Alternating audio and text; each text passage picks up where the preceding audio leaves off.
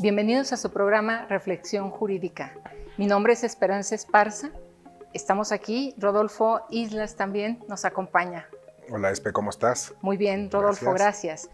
Pues en esta ocasión nos engalanamos aquí con un invitado y con un tema además muy interesante porque son reflexiones sobre la enseñanza y la práctica del derecho internacional, pero algo especial, a 10 años de las reformas constitucionales de amparo y derechos humanos y de la resolución de la Suprema Corte en el expediente que pues hizo historia para México, el caso Radilla, el expediente conocido por muchos. Este 10 de junio del 2021 se cumplen 10 años ya de la publicación en el Diario Oficial de la Federación del decreto por el que se modifica la denominación del capítulo 1 del título primero y se reforman diversos artículos de la Constitución Política de los Estados Unidos Mexicanos, lo que conocimos todos, muy sonado y como comúnmente, tanto para la jerga de abogados en la parte jurídica como en general en la ciudadanía, como la reforma constitucional en derechos humanos, que fue del 2011. Esta es la idea de este programa. Este mismo año se registrará también el 10º aniversario de la reforma constitucional de amparo, de las leyes de amparo. En programas anteriores ya lo habíamos mencionado, y la resolución del Pleno de la Suprema Corte de Justicia en el expediente a propósito del caso Radilla Pacheco contra México, que fue en octubre del 2011. A partir de esta triple efeméride, a continuación vamos a presentar a nuestro expositor. Nos engalanamos aquí en el programa. Rodolfo, por favor. Gracias, Esperanza. Gracias a todos. Bienvenidos a su programa de reflexión jurídica. Gracias, doctor. Bueno, hoy tenemos un invitadazo. Vamos a conocer un poquito de su trayectoria. Él es licenciado en Derecho por la UNAM, en donde su tesis profesional fue acreedora al primer lugar del concurso Felipe Tena Ramírez sobre Derechos Humanos. Es maestro en Derecho Comparado e Internacional por la Universidad de Houston. Es doctor en Ciencia Jurídica con la misma especialidad por The George Washington University. Es diplomático y además es miembro de nuestro colegio, de la Barra Mexicana Colegio de Abogados, y es autor de diversas publicaciones. Adicionalmente, es también integrante de la Academia Mexicana de Derecho Internacional Privado y Comparado AC. Ha impartido cátedras, ponencias y conferencias en materia de Derecho Comparado e Internacional, Derecho y Práctica Diplomática, Organismos y Tribunales Internacionales, Sistemas Jurídicos y de Control Constitucional, Derechos Humanos y su Protección Constitucional e Internacional. Es decir, hoy tenemos un verdadero estudioso y conocedor de la materia de Derechos Humanos, que como Esperanza ya nos dio un poquito de referencia, doctor. Pues bueno, todo esto en cuanto al tema del caso Radilla, ¿no? La reforma en materia de Derechos Humanos que cumple ya este año también 10 años. Bueno, tenemos un tema interesantísimo, Espe, ¿no? Con nuestro invitado del día de hoy. Doctor Jorge Cícero Fernández, bienvenido a nuestro programa. Muchas gracias, licenciados. Un verdadero honor y un gusto y un privilegio estar con ustedes. Gracias por acompañarnos. Pues habiendo hecho esta introducción, como bien dices, Rudy, este tema que es tan interesante, pues qué mejor para un experto para que nos exponga. Dejamos en el uso de la palabra. Doctor. Bueno, muchísimas gracias. Efectivamente, como bien recapitulaba usted, licenciada Esparza, esta trilogía, esta triple efeméride, que no solo como profesionales del derecho, yo diría como ciudadanos, no debemos dejarla pasar. Estos tres desarrollos realmente constituyen un legado y un patrimonio de todos los mexicanos. Quisiera, si me permite, empezar por la reforma constitucional de amparo, la cual armoniza la Constitución mexicana, la parte de amparo, el artículo 103, en el sentido de que anteriormente procedía contra actos de autoridad que violaran las garantías otorgadas por la Constitución. dentro del concepto ya sobreseído por ambas reformas constitucionales de las garantías individuales otorgadas por la Constitución. La reforma de amparo armoniza la Constitución con el derecho internacional de los derechos humanos, en el sentido de recoger su procedencia y la competencia del Poder Judicial Federal para conocer de ello.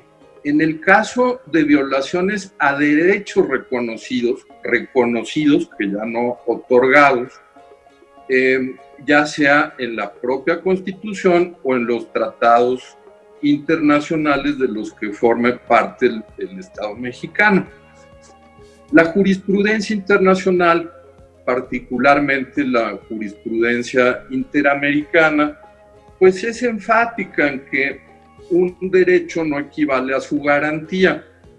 Nosotros tenemos muy arraigado todavía, pese a estas reformas, el concepto de que con insertar o proclamar algún derecho, valor o principio en la Constitución, pues ya automáticamente queda garantizado.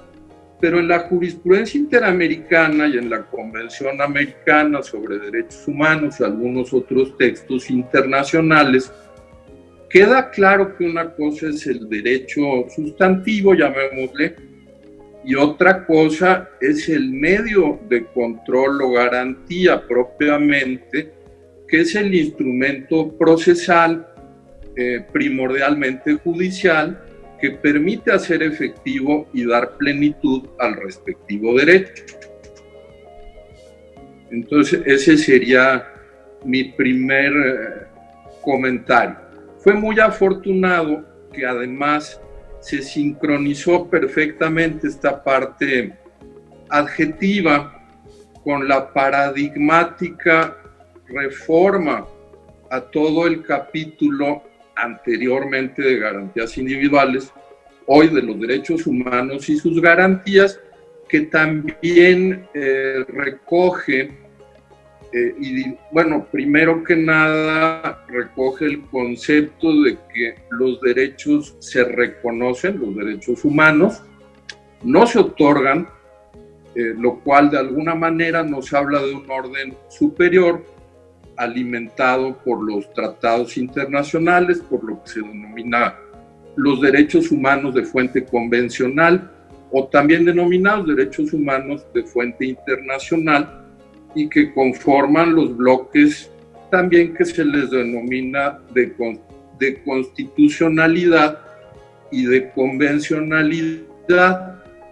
También se hace la distinción entre los derechos, las garantías, y además de incorporar los derechos humanos de fuente convencional, se incorporan una serie de principios internacionales, como el de la interpretación conforme, el principio pro persona, que permiten armonizar ambos regímenes, el interno y el internacional, no desde un plano meramente o no desde un plano jerárquico, sino desde un plano de lo que resulte más favorable a la persona.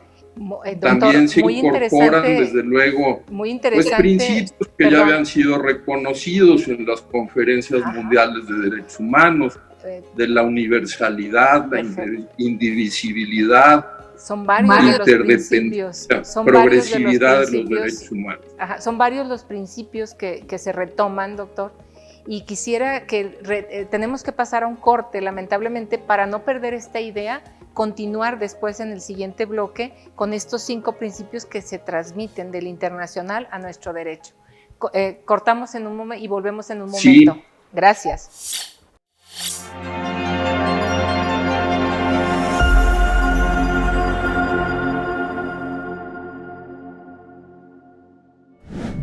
Compañeras y compañeros, como ustedes saben, la Fundación Barra Mexicana ha cumplido ya 20 años de existencia, 20 años de éxito, 20 años de historias, de bonitas historias, de haber transformado vidas, de haber tocado lo más íntimo de los seres humanos, un problema grave de derecho.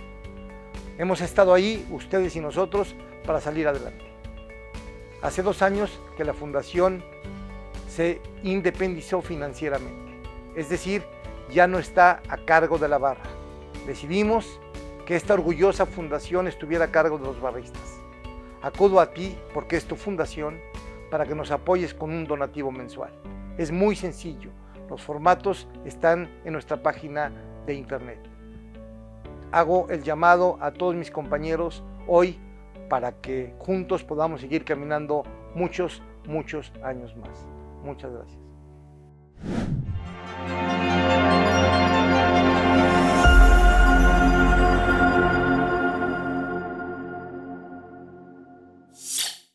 Continuamos con nuestro programa Reflexión Jurídica.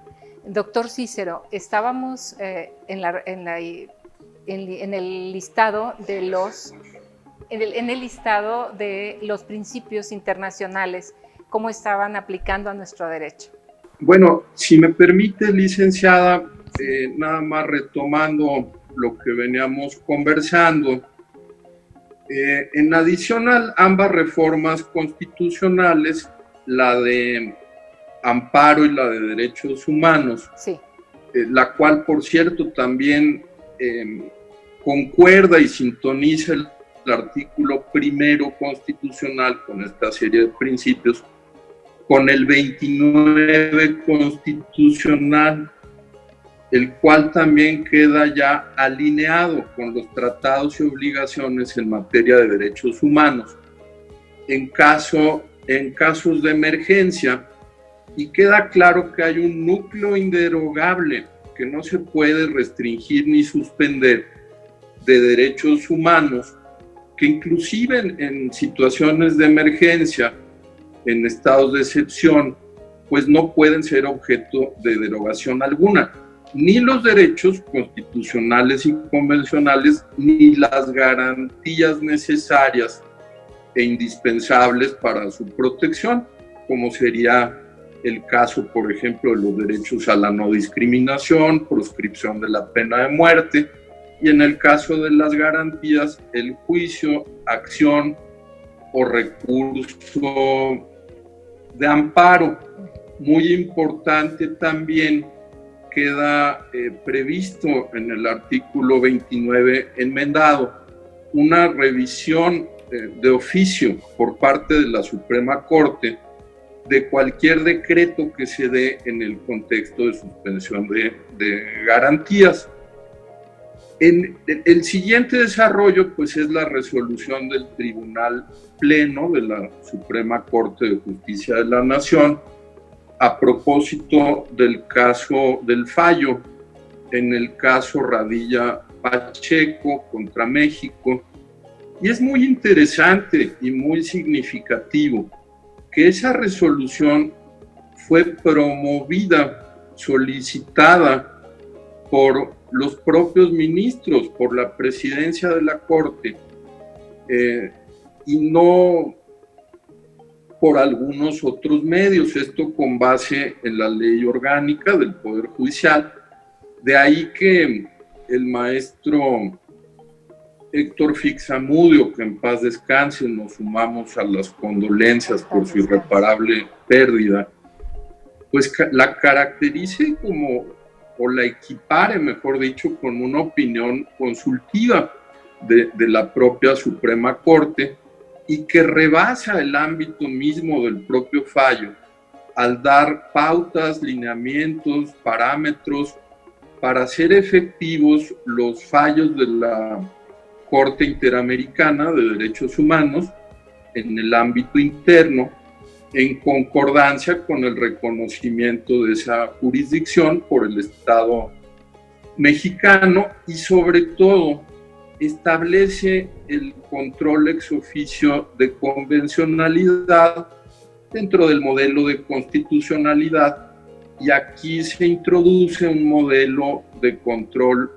difuso paralelo al control concentrado a cargo del Poder Judicial Federal, de manera que resulta un sistema mixto en el cual queda a cargo de todos los jueces de la República el control ex oficio de la convencionalidad con la atribución y la responsabilidad de inaplicar normas que resulten contrarias a la Convención Americana sobre Derechos Humanos, y de esta forma se propicie la armonización de nuestro régimen interno con el régimen internacional. Y en paralelo, bueno, subsiste el control concentrado, que en su caso puede comprender la invalidación de la norma incompatible con la convención, y además se deja en claro que la aplicación interna de la norma convencional incluye su interpretación autorizada por la jurisprudencia de la Corte Interamericana, inicialmente solo en los casos en los que México fuera parte, y más adelante la propia Corte pues ya precisa que toda la jurisprudencia contenciosa es obligatoria para las autoridades y jueces de la República. Pues muy interesante porque toma relevancia el derecho internacional. Sí, adelante, Rudy. Sí, con esto, y justo lo que era parte de lo que quería comentar ahorita, lo que decía Esperanza, doctor. O sea, el derecho internacional, ahora bajo estos efectos de lo que nos está comentando, doctor, debe tener una aplicación, llamémoslo, necesaria en nuestro derecho nacional, en nuestro derecho interno. Sin embargo, en su experiencia, ¿siente que esto en verdad ha sucedido? O sea, desde la práctica profesional creo que no nos toca ver necesariamente, o no nos ha tocado ver necesariamente esta aplicación del derecho internacional en el derecho nacional. ¿Usted cómo lo ve? ¿Debe ser aplicado? ¿Puede no ser aplicado? ¿Lo está haciendo bien nuestro país al inaplicar o no aplicar? ¿Usted cómo ve en ese sentido esto que nos está platicando? No, pues muchas gracias, licenciado. Mire, yo sí veo una evolución muy clara hacia la aplicación y efectividad interna del derecho internacional en México a partir de estos desarrollos. Precisamente, yo diría, a raíz de la necesaria observancia de los principios de interpretación conforme y pro persona, articulados con el modelo de control de convencionalidad, realmente el derecho internacional no solo es aplicable, es necesario conocerlo en cada rama del derecho interno mexicano. Cada rama del derecho interno mexicano tendrá ramas o normas relacionadas del derecho internacional, en este caso de los derechos humanos, que ciertamente tienen una aplicación. A mí me parece y veo que sobre todo es en el nivel todavía federal, donde vemos una más notoria evolución en este sentido, ¿verdad? Doctor, muy interesante en este punto. Tenemos que pasar a un corte, pero queremos continuar con la misma idea al regresar. Continuamos en un momento. La Barra Mexicana Colegio de Abogados se suma al movimiento Un Día Sin Nosotras, convocado para este 9 de marzo de 2020 de la situación de violencia que enfrentan las mujeres en nuestro país. Enfrentar los retos del deterioro del Estado de Derecho en estos tiempos no es tarea sencilla. Estamos trabajando intensamente en las diversas actividades que nos corresponden. Afortunadamente contamos con una membresía cada vez más unida y participativa.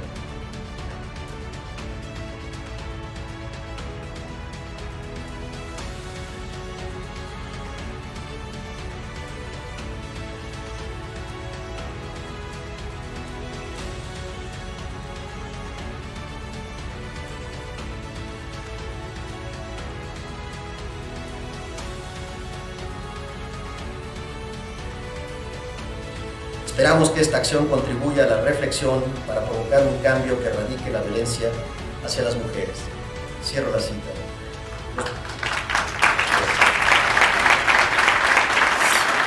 Oiga, doctor, pues nos deja picados en cada corte que tenemos que hacer con lo que nos está comentando. Oiga, y en esto último, o sea, que nos dice que es necesaria la aplicación del derecho internacional a nuestra norma interna, ¿cómo encuentra usted en la realidad esta aplicación del control de convencionalidad, los principios que nos comentaba, principio pro homine, en fin, todo ello, ¿cómo lo ve? O sea, si es indispensable, si es necesario. Sin embargo, ¿siente que eso sí está en verdad cumpliéndose en nuestro derecho interno? Sí, muchas gracias. Mire, si me permiten, nada más un paréntesis, porque le decía yo que observo que sobre todo en el área y en el ámbito del Poder Judicial Federal y en el área federal donde veo más notoria esta aplicación y esta evolución de las convenciones, los tratados y las normas del derecho internacional. Pero quisiera hacer una precisión. Yo creo que también a nivel de los tribunales supremos de las entidades federativas, en años recientes hemos visto también grandes avances en la armonización y aplicación de diversos tratados de derecho internacional privado, particularmente en el área de derecho de familia, pues adopciones internacionales, restitución de menores, alimentos. Crecientemente es muy notorio el auge y la difusión y sobre todo la aplicación que se está dando también a estas convenciones y que también se vinculan con el derecho internacional de los derechos humanos, pues aunque no son tratados que tengan como fin único, primordial, promover o proteger los derechos humanos, sí son tratados que se relacionan con ellos y que le pueden dar efectividad pues, a diversos derechos humanos en el ámbito de la cooperación judicial internacional, desde el debido proceso, digamos, en el caso de una transmisión, de la obtención de pruebas, notificaciones, hasta ya estándares mucho más rigurosos en el caso del interés superior del niño, por ejemplo, ¿no? Entonces, sí, esa reflexión, realmente recordemos que el derecho internacional de los derechos humanos, como lo precisan diversos tratados, y su protección internacional, es un derecho de naturaleza coadyuvante, complementaria o subsidiaria de la que ofrece el derecho interno. Recordemos también que inicialmente México hizo aportes muy significativos como la internacionalización del juicio de amparo. Fuimos el primer país en proclamar los derechos sociales y esto alimentó los instrumentos de derechos humanos. Y ahora ese proceso bienaventuradamente está dando un círculo, porque primero se internacionalizaron instituciones mexicanas como el amparo o los derechos sociales y hoy se están constitucionalizando los estándares de derechos humanos que se fueron desarrollando paulatinamente, sobre todo a nivel de la jurisprudencia de los tribunales en la materia. Doctor, quiero aprovecharlo, doctor, perdón,